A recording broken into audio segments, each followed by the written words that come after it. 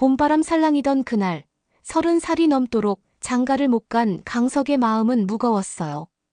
어린 시절 부모를 여의고 숙부집에서 자란 석이는 날마다 허드렛 일을 하며 지내왔지요. 얼굴은 수려하고 마음씨 착했지만 팔자가 기구하다는 소리만 들으며 살았답니다. 석아, 물 길어와라. 석아, 장작 패러 가거라. 이런 일상이 25해 넘게 계속되었네요. 석이는 한숨만 늘어갔지만 묵묵히 자신의 일을 해나갔어요.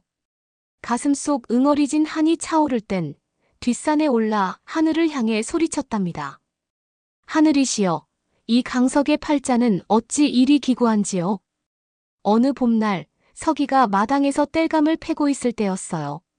마을의 소문난 관상가이자 숙부의 친구인 김 선생이 찾아왔지요. 이 총각은 누구요? 김 선생이 물었어요. 내 조카인데 팔자가 드세서 그런지 아직 장가도 못 갔네. 숙부가 대답했답니다. 김 선생은 석이의 얼굴을 유심히 살피더니 숙부에게 귓속말을 했어요. 하지만 그 목소리는 석이도 들을 만큼 컸지요. 이 친구 굶어 죽을 팔자요. 같이 있으면 자네까지 재수 없을 거요. 그 말을 들은 석이의 가슴은 철렁 내려앉았네요. 굶어 죽을 팔자라니. 그날 밤 석이는 잠을 이루지 못했어요. 창문 너머 달빛이 그의 마음을 비추었죠. 이젠 정말 떠나야 할 때인가 보다. 새벽녘 석이는 조용히 일어나 얼마 없는 짐을 꾸렸어요. 숙부의 방문 앞에서 잠시 망설였지만 결국 인사도 없이 떠났답니다. 마을을 벗어나 산길로 접어들면서 석이는 뒤돌아보았지요. 새벽 안개에 쌓인 마을은 추억보다 서러움이 더 많이 남은 곳이었어요. 굶어 죽을 팔자라. 내 운명이 그러하다면 받아들이리라. 하지만 적어도 내 힘으로 살아보고 싶구나. 석이의 목소리는 산골짜기에 메아리 쳤고 아침 햇살이 그의 어깨 위로 따스하게 내리쬐었답니다. 산길을 따라 내려가던 석이는 무거운 짐을 지고 가는 노파를 만났어요. 할머니, 제가 도와드리겠습니다. 석이는 망설임 없이 노파의 짐을 받아들었지요. 참 착한 총각이구나. 내가 가는 길이 어디냐? 아직 정해진 곳은 없어요. 그저 발길 닿는 대로 가려고요. 서쪽으로 가거라. 복이 있을 것이다. 노파의 집에 짐을 내려놓으니 고마움의 표시로 작은 떡 하나를 건네주었답니다. 석이는 서쪽을 향해 걷기 시작했어요. 얼마 후 배고픔이 찾아왔을 때 길가에 쓰러진 아이를 발견했지요. 얘야, 괜찮니? 배가 고파요. 석이는 주저없이 노파에게 받은 떡을 아이에게 주었어요. 아이는 떡을 먹고 기운을 차렸답니다. 고맙습니다, 아저씨. 저희 집은 저기 마을에 있어요. 하지만 너무 멀어서. 석이는 아이를 업고 마을로 향했지요. 그의 운명이 어디로 흘러갈지, 무엇이 기다리고 있을지 알 수 없었지만 자신의 선택을 후회하지 않았어요. 굶어 죽을 팔자라고 했지만 오히려 내가 남을 도울 수 있네. 운명이란 게 참 알다가도 모를 일이구나. 해가 서산으로 기울 무렵 석이는 아이를 업은 채 작은 마을에 도착했답니다. 석이가 아이를 데려다준 마을은 시장이 서는 날이라 사람들로 북적였어요. 아이의 어머니는 눈물로 고마움을 표했고 석이는 그날 밤 그 집 헛간에서 묵게 되었답니다. 별이 총총한 하늘을 바라보며 석이는 중얼거렸지요. 굶어 죽을 팔자라니. 지금까지 살아온 것만 해도 다행인가. 다음 날 다시 서쪽으로 길을 떠난 석이는 숲길을 걷다 나뭇가지에 걸린 비단 주머니를 발견했어요. 호기심에 들여다보니 은전이 가득했지요. 198냥, 200냥도 아니고 누가 군밤 2개 사먹고 흘렸나. 석이는 웃음을 참을 수 없었지만 곧 진지해졌답니다. 이건 분명 누군가의 소중한 돈일 테니까요. 혹시 돈주머니 잃어버린 사람 없소? 지나는 사람들에게 물었죠. 대부분이 고개를 저을 때 저만 치서 한 사내가 헐레벌떡 달려왔어요. 혹시 198냥 들어있는 돈주머니 못 보셨소? 석이는 눈이 커졌지요. 200냥도 아니고 198냥이라고. 왜 그렇게 딱 맞소? 사내는 숨을 고르며 대답했어요. 사실 원래 200냥이었는데 아까 군밤 2개 사 먹었소. 서기는 피식 웃으며 주머니를 건넸답니다. 이봐요. 난 굶어 죽을 팔자라는데 당신은 정신머리 좀 챙기고 살게나. 이보시오. 나는 박대감의 심부름꾼이오. 이 은혜를 잊지 않겠소. 사내는 서기의 손을 꼭 잡고 주머니에서 10냥을 꺼내 건넸어요. 처음엔 사양했지만 간곡한 부탁에 서기는 받아들였지요. 고맙소. 하지만 난 그저 당연한 일을 했을 뿐이오. 사내는 자신을 김만복이라 소개하고 서기에 가는 곳을 물었답니다. 강석이라 하오. 가는 곳은? 서쪽으로 가라는 말을 들어서 그저 발길 닿는 대로 가고 있소. 만복은 고개를 끄덕였어요. 혹시 청원 방향으로 가시나요? 그렇다면 주인님께 한번 인사드리시지요. 서기는 딱히 갈 곳도 없어 따라가기로 했답니다. 길을 가며 만복은 많은 이야기를 들려주었어요. 우리 주인님은 예전에 왕의 신임을 받던 분이셨소. 그러나 모함을 받아 지금은 이곳에서 은거하고 계시지요. 해가 기울자 만복은 걱정스러운 얼굴로 말했어요. 근처에 쉴만한 곳이 있긴 한데 밤마다 도깨비가 나온다는 소문이 있어서. 서기는 피식 웃었지요. 도깨비라. 나는 이미 굶어 죽을 팔자라는데 도깨비한테 얻어맞든 굶어 죽든 별 차이 있겠소? 만복은 놀란 눈치였지만 내일 아침에 다시 만나기로 하고 헤어졌답니다. 해가 저물 무렵 서기는 그 집을 찾았어요. 산속에 외따로 있는 허름한 집이었죠. 용기를 내어 문을 두드렸답니다. 계십니까? 하룻밤만 묵어갈 수 있을까요? 문이 열리고 한 여인이 불안한 얼굴로 나왔어요. 여기 묵어도 되지만 밤마다 도깨비가 찾아와요. 서기는 미소 지었지요. 괜찮습니다. 제가 굶어 죽을 팔자라는데 이런저런 걱정은 별 의미 없답니다. 여인은 기가 찬 듯 서기를 바라보았어요. 그녀의 눈에는 두려움과 의아함이 서려 있었지요. 그럼 저는 저 괴짝 속에 숨을게요. 서기는 황당했답니다. 아니, 그럼 매일 이렇게 잔다고요? 네. 그래야 살아남아요. 여인은 체념한 목소리로 대답했지요. 서기는 마음을 가다듬고 밤이 오기를 기다렸어요. 과연 오늘 밤 도깨비는 정말 나타날까요? 그의 가슴은 두근거렸지만 이상하게도 두려움보다 호기심이 더 컸답니다. 여인은 짧은 인사를 나눈 뒤 서둘러 괴짝 속으로 들어갔어요. 서기는 혼자 남겨진 방 안에서 등불 하나를 켜두고 앉아 있었지요. 밤바람이 창문을 흔들고 어둠이 깊어갈수록 집안의 소리들이 더욱 기묘하게 들려왔답니다. 도깨비도 무서울 게 있다면 나같이 팔자 센 사람일 테지. 자, 어서 오너라.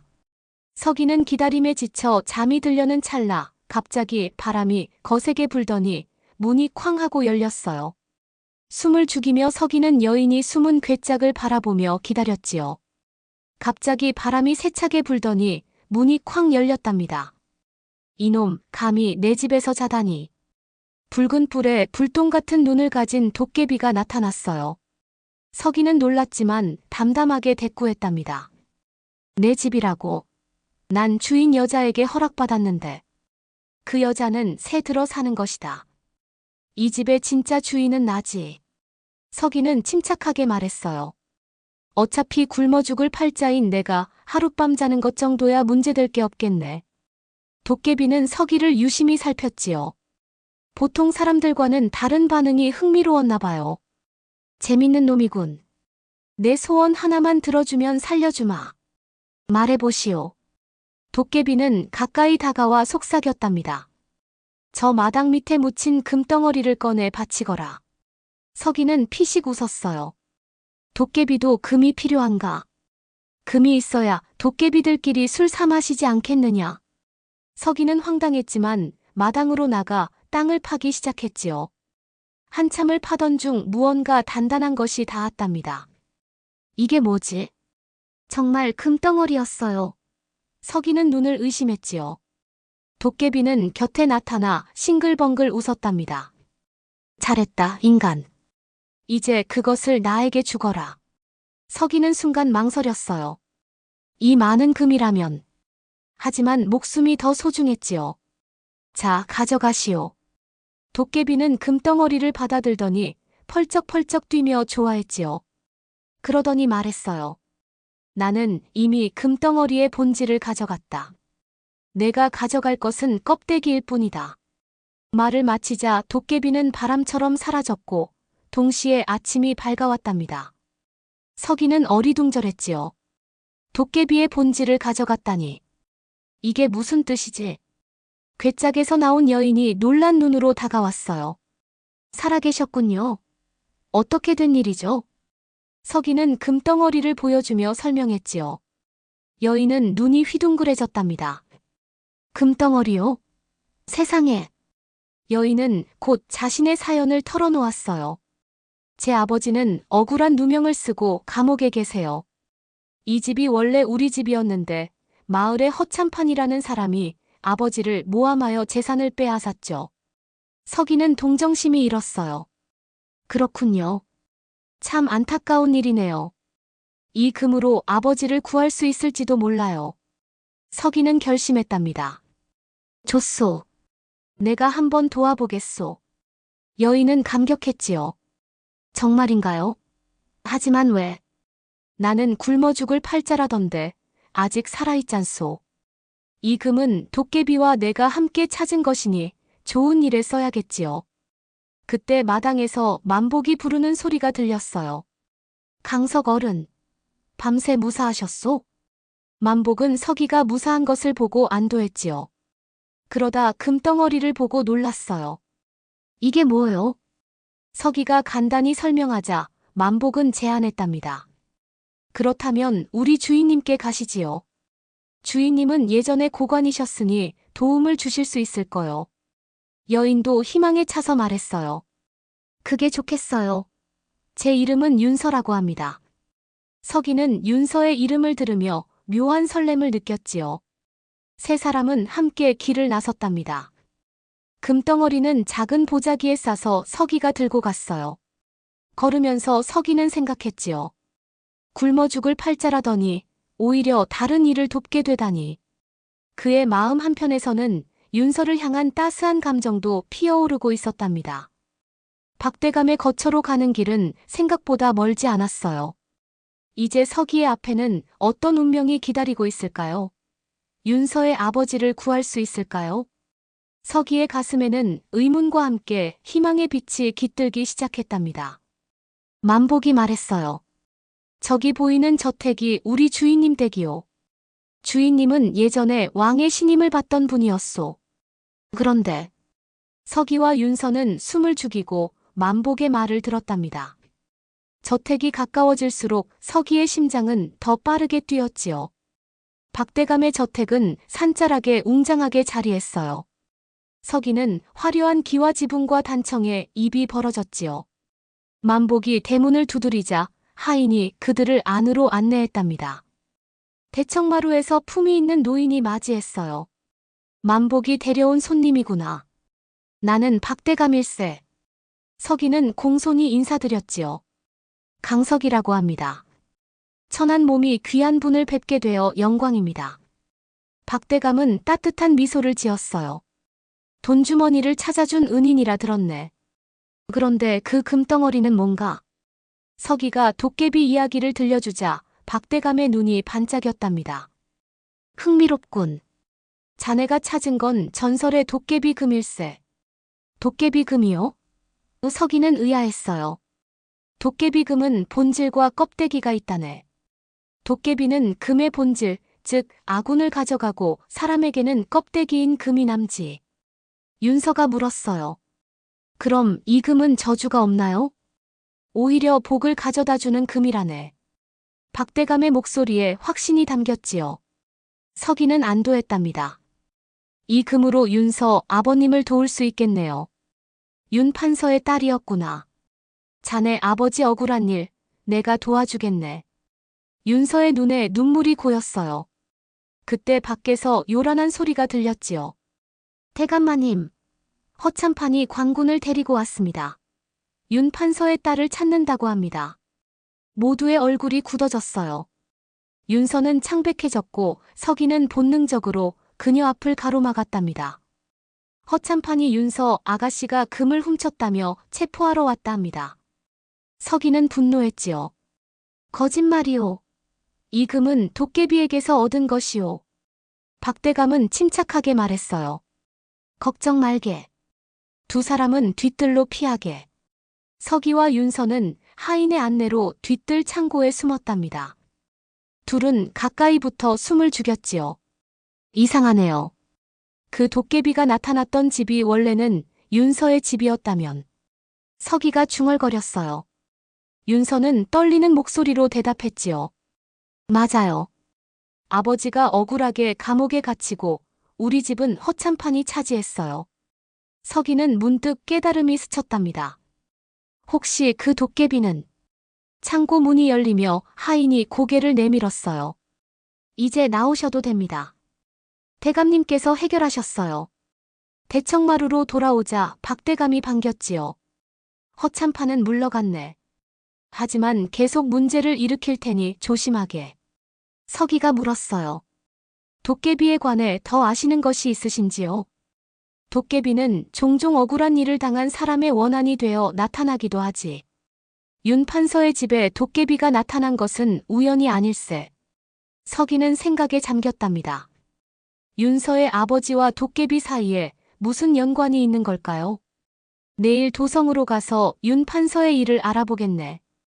그동안 여기 머물러도 좋네. 박대감이 말했어요.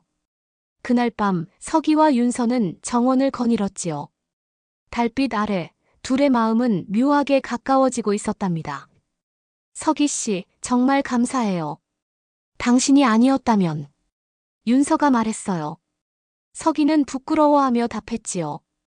오히려 난 윤서 덕분에 내 삶의 의미를 찾은 것 같소. 두 사람의 눈이 마주쳤고 서기의 가슴이 빠르게 뛰었어요. 굶어 죽을 팔자라던 그의 운명이 이렇게 바뀌어가고 있었지요. 밤이 깊어갔어요. 서기는 자신에게 주어진 방에 누워 생각에 잠겼답니다. 불과 며칠 전까지만 해도 그는 버림받은 처지였는데 지금은 귀한 손님으로 대접받고 있었지요. 그리고 윤서. 그녀를 생각하면 가슴이 따뜻해지는 감정이 일었답니다. 내일은 어떤 일이 기다리고 있을까? 서기는 새로운 결심을 굳혔어요. 윤서의 아버지를 구하고 자신의 운명도 바꾸리라고. 굶어 죽을 팔자라는 말에 종속되지 않고 스스로의 길을 개척해 나가리라 다짐했답니다. 아침 햇살이 방 안으로 스며들 때 서기는 이미 깨어 있었답니다. 한때 굶어 죽을 팔자라던 그가 박대감의 화려한 저택에서 잠을 자다니 세상 일이 참 오묘했지요. 강석 도령, 식사 준비되었습니다. 하인의 부름에 서기는 식사 자리로 향했어요. 그곳에는 박대감과 윤서가 기다리고 있었지요. 오늘 내가 도성에 가서 윤 판서의 일을 알아보겠네. 여기서 기다리게. 박대감이 말했답니다. 박대감이 떠난 후 서기와 윤서는 금덩어리를 다시 살펴보았어요. 햇빛 아래 금은 더욱 찬란하게 빛났지요. 서기는 작은 글씨를 발견했답니다. 이건 윤상궁 소유라고 쓰여 있었어요. 윤서는 놀라움에 눈을 크게 떴지요. 이건 우리 할아버지 이름이에요.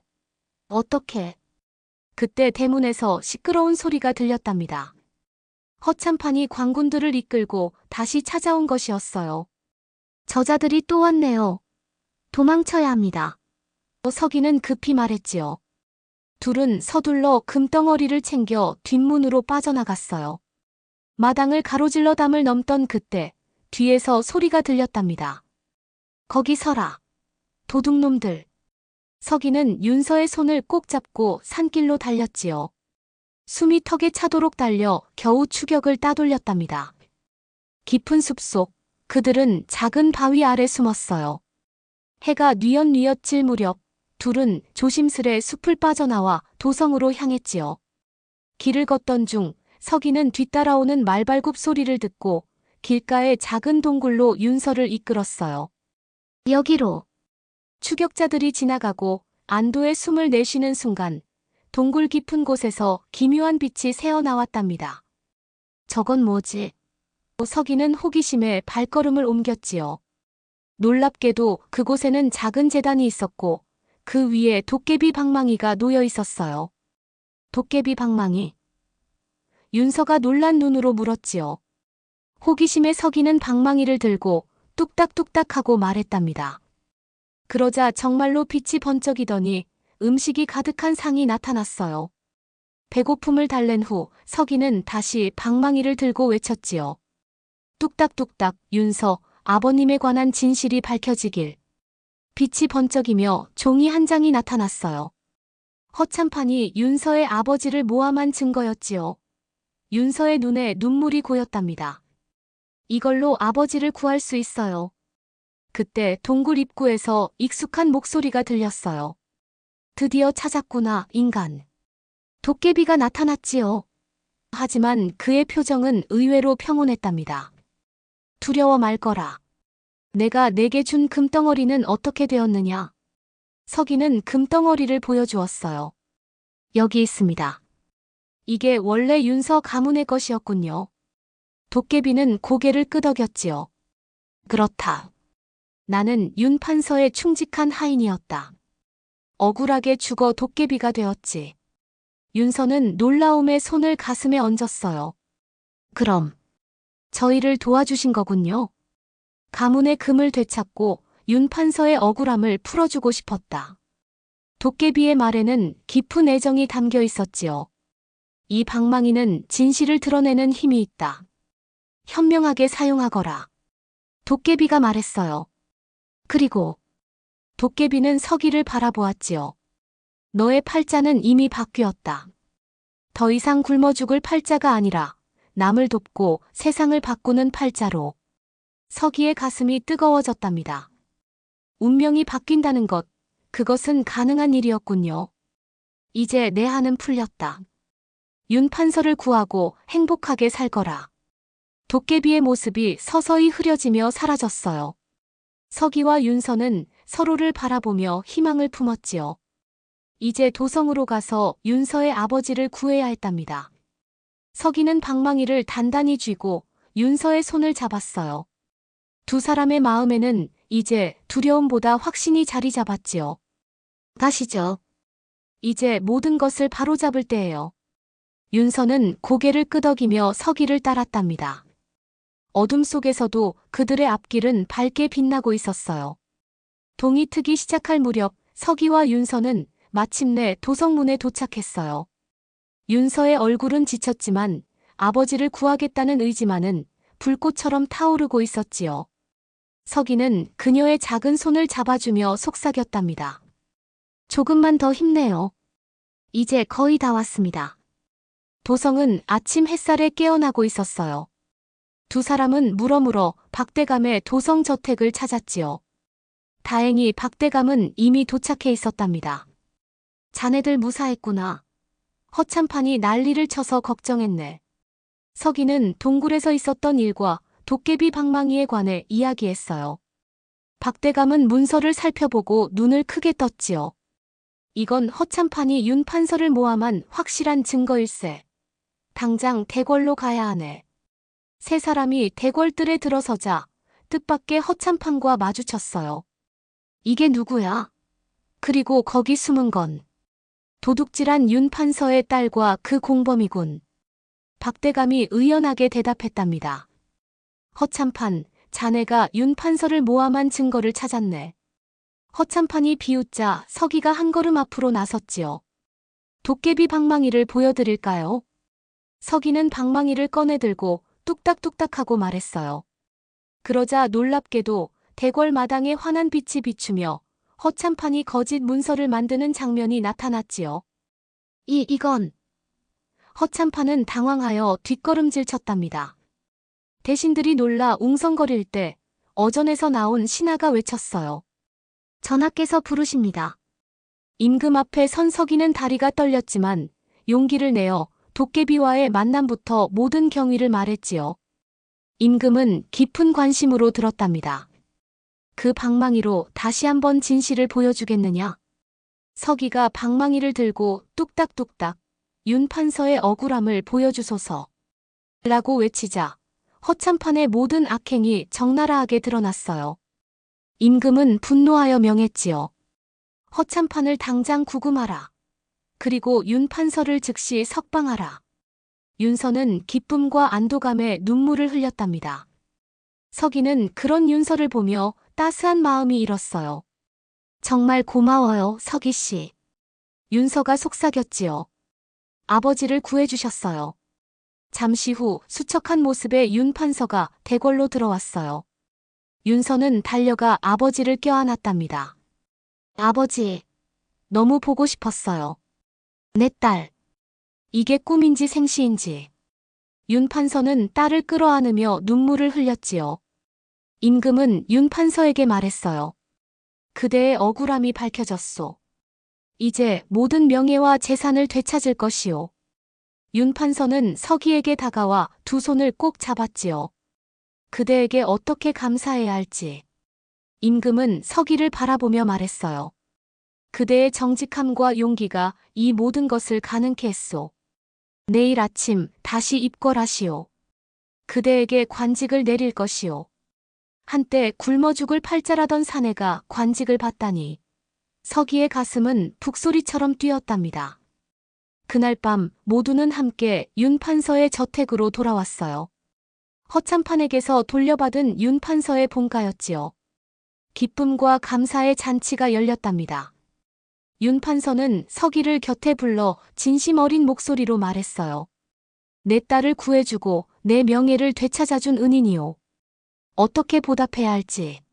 서기는 윤서를 바라보았지요. 그녀의 눈빛에서 따스함을 느꼈답니다. 마음속 새로운 감정이 피어나는 것을 서기는 분명히 느꼈어요. 숙부의 집을 떠나던 날, 그의 삶이 이렇게 바뀔 줄은 상상도 못했지요. 밤하늘의 별들이 윤 판서의 정원에 쏟아지는 가운데 서기는 창가에 서서 생각에 잠겼어요. 내일은 어떤 모습으로 자신을 찾아올까? 도깨비는 정말 자신의 팔자가 바뀌었다고 했지요.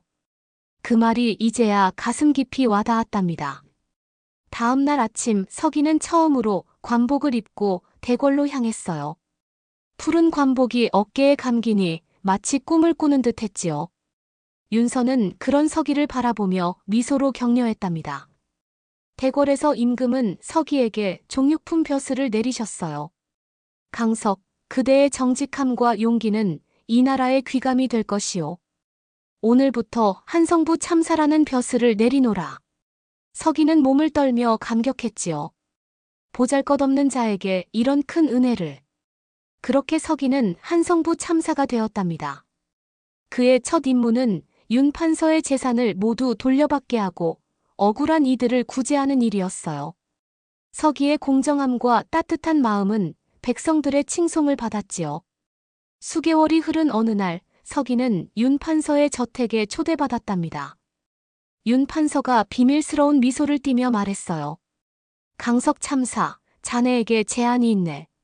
내 딸의 혼인을 생각할 때가 되었는데. 서기의 심장이 쿵쾅거렸지요. 윤서도 얼굴을 붉히며 고개를 숙였어요. 만약 자네의 마음에 내 딸이 있다면 나는 기쁘게 사위로 맞이하고 싶네. 서기는 놀라움에 말을 잃었답니다. 저는 큰 영광입니다. 하지만 제 신분이.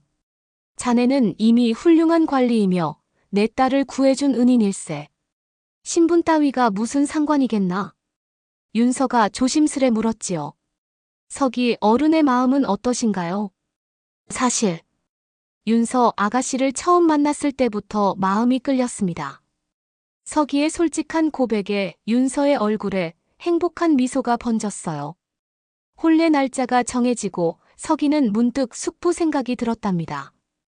혼례를 앞두고 숙부를 찾아뵙고 싶습니다. 이틀 후 서기는 관복을 입고 윤 판서, 윤서와 함께 옛 마을로 향했지요. 화려한 행차가 마을에 들어서자 사람들이 놀라 모여들었어요. 숙부의 집에 도착했을 때 숙부는 마당에 나와 있었답니다.